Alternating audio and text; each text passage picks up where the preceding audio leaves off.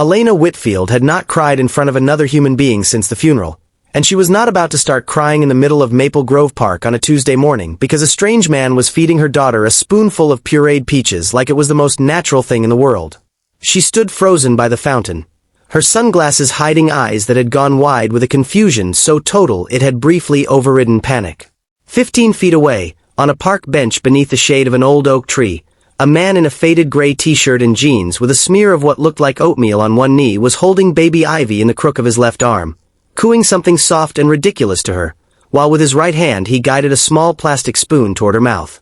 Ivy, 8 months old and normally suspicious of any spoon that wasn't wielded by Marta the nanny, was giggling and opening her mouth eagerly, little fists waving in delight. For one horrifying second, Elena's mind produced the only explanation that made sense to a woman whose late husband had left her one of the largest shipping fortunes on the eastern seaboard. This was a kidnapping in progress, executed with an almost theatrical calm. She dropped her coffee cup, and it hit the pavement with a splash and a clatter that made the man's head snap up.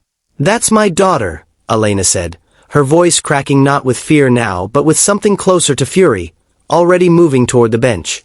The man's eyes went wide with an alarm that mirrored her own, and he stood so fast that he nearly toppled the stroller beside him.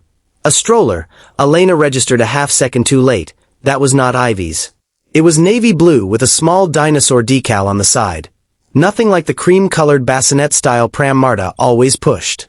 And in that stroller, red-faced and wailing with the particular fury of a hungry infant who has just realized her lunch has been redirected elsewhere, was another baby entirely. A boy, judging by the little blue socks, with a shock of dark hair and lungs that could apparently wake the dead. "Oh my God," the man said, looking down at the baby in his arms as though seeing her for the first time. "Oh my God, this isn't wait." He looked at the stroller, then at Elena, then back at the baby he was holding, and something like horrified realization crossed his face. "Is this your baby? Please tell me you're the mother of the girl in the pink onesie." "That's Ivy," Elena said, snatching her daughter from his arms with a speed that startled them both, clutching her against her chest as though the man might lunge for her again. Ivy, entirely unbothered by the drama, reached up and grabbed a fistful of Elena's hair, still smacking her lips from the last spoonful of peaches. "I am so sorry," the man said, running a hand through his hair, which only made the oatmeal situation on his sleeve worse. "I swear to you, I did not. I was feeding my son, and then I turned around to grab the wipes, and when I turned back I just picked up the baby closest to me and started feeding her, and she looked happy, and I didn't look at her face, I just saw the bib and the spoon and I was on autopilot. I've had maybe 4 hours of sleep in the last 2 days. I am so sorry." It was at this point that Elena noticed several things in quick succession. The first was that the man's son, still wailing in his stroller, had a face turning an alarming shade of purple. The second was that the man himself looked less like a criminal and more like a shipwreck survivor. Dark circles under his eyes, stubble that had clearly not been a stylistic choice, and the particular hollow-eyed exhaustion of someone who had not had an uninterrupted night's sleep in longer than he could remember. The third thing she noticed, and hated herself a little for noticing, was that despite all of this, he had kind eyes. Warm brown, a little too wide with panic at the moment, but kind. "Your son needs you," she said, nodding toward the stroller, because it seemed like the only sane thing to say. Right, of course." The man scooped the boy up, and the crying didn't stop, but it softened into something more like a grieved hiccuping as he was pressed against his father's shoulder. "I'm so sorry," the man said again, over his son's head, and this time his voice had lost its panic and settled into something more genuinely mortified. "I've been coming to this park every day for 3 weeks and this has never happened before. I don't even know how it happened. There were 2 strollers, and 2 bibs, and I just wasn't looking." Elena found, to her own surprise, that the fury had drained out of her almost as quickly as it had arrived, leaving behind something that felt embarrassingly close to amusement. She looked down at Ivy, who gave her a peach-scented burp and grinned as though she had personally engineered the entire incident for entertainment purposes. "She seemed to be enjoying herself," Elena admitted. "She's a good eater," the man said, with a faint, helpless pride of a person complimenting a child that was not his. "Much better than this one." He gestured at his son, who had abandoned crying in favor of gnawing on his own fist. Oliver here treats every meal like it's a hostage negotiation. Despite herself, Elena laughed. A short, surprised sound that she immediately felt self-conscious about, because it had been months since she'd laughed at anything that wasn't scripted for her by a wellness coach her sister-in-law had insisted she hire. "I'm Elena," she said, before she could stop herself. "Nathan," he said. "Nathan Cole. And this disaster is Oliver, and I promise I'm normally a more competent parent than the last 5 minutes would suggest." "Elena Whitfield," she said, and watched his face for the flicker of recognition that usually came with her last name, the tightening around the eyes, the too careful politeness, the mental calculator that clicked on behind people's faces when they realized exactly how much money they were standing next to. "It didn't come."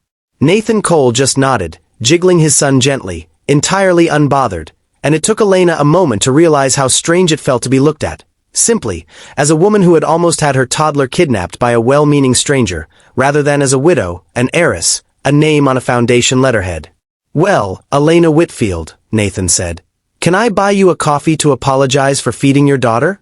I dropped yours, technically, since it startled me into knocking it, so I owe you at least that much."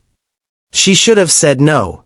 She had a board call in 40 minutes, a stack of foundation grant proposals waiting on her desk, and a general rule, unspoken but rigorously followed for the 18 months since Richard's death, of not lingering in conversations with strange men in parks. But there was something about the chaos of the morning, the absurdity of it, the way Nathan Cole was still bouncing his son with the automatic rhythm of a man who'd done it 10,000 times and would do it 10,000 more, that made her say, "There's a cart by the pond. I take it black." They ended up sitting on the same bench, the strollers parked at a companionable angle, Ivy back in her own carrier and dozing off the peach high, Oliver gnawing on a teething ring with the grim determination of a man doing manual labor. Nathan told her, in the easy, slightly self-deprecating way of someone used to explaining himself to new people, that he was a single father, had been for the last 10 months, since his wife Sarah had died in a car accident on the interstate, T-boned by a driver who ran a red light on his way home from a bar at 2 in the afternoon. He said it plainly, without asking for pity, the way people learn to say hard things after they've said them enough times that the words no longer catch in their throat the way they used to. Elena, without quite meaning to, told him about Richard.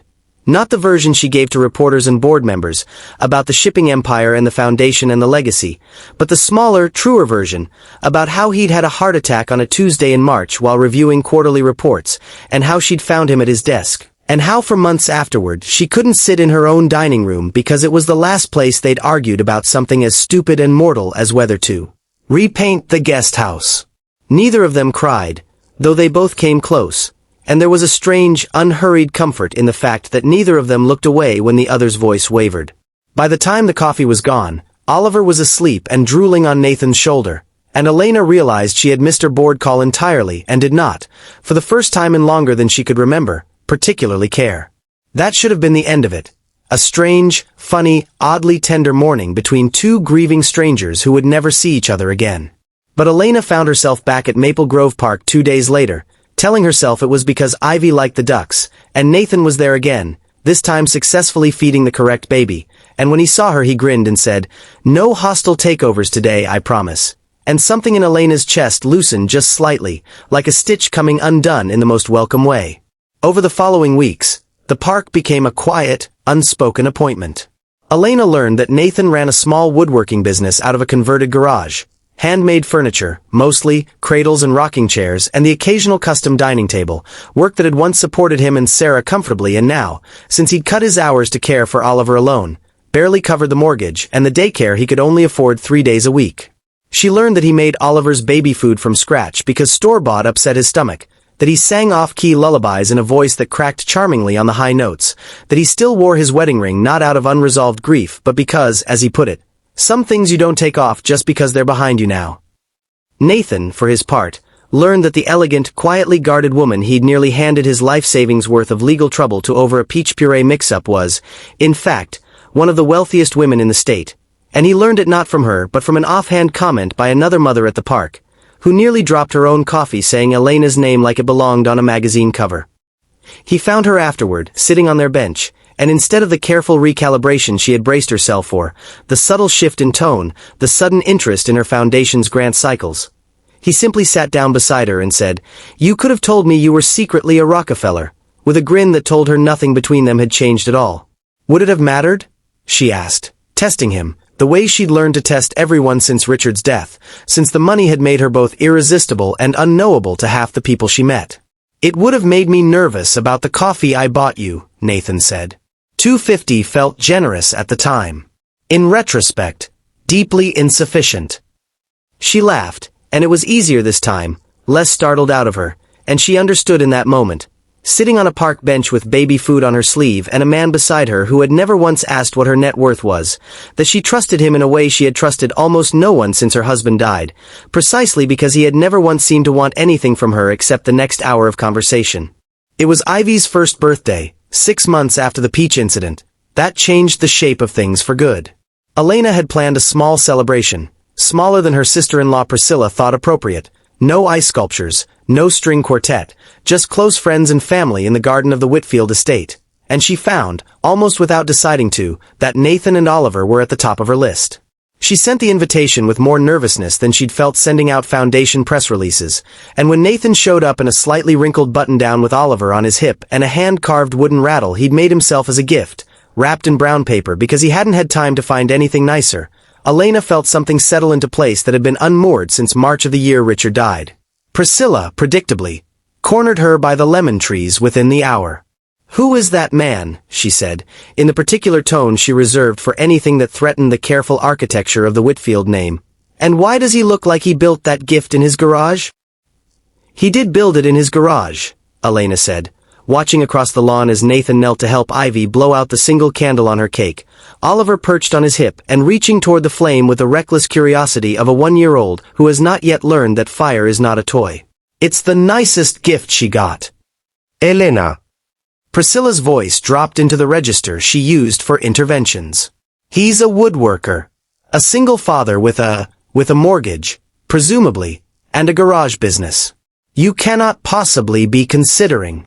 "I'm not considering anything," Elena said, though even as she said it she felt the lie sit uncomfortably on her tongue, because for months now she had been considering exactly that, in the small, unguarded hours when she let herself think about it, what it might feel like to build a life with someone who had never once asked about her portfolio, who loved his son with a ferocity that had nothing to do with legacy or inheritance, who made her laugh in a way she had genuinely forgotten was possible. "People will say he's after your money," Priscilla pressed. "You know they will. It will be in every column by Friday." "Let them," Elena said, surprising herself with the steadiness of it. "I spent 18 months letting other people's opinions about grief and money and appropriate widowhood run my entire life, Priscilla. I'm done."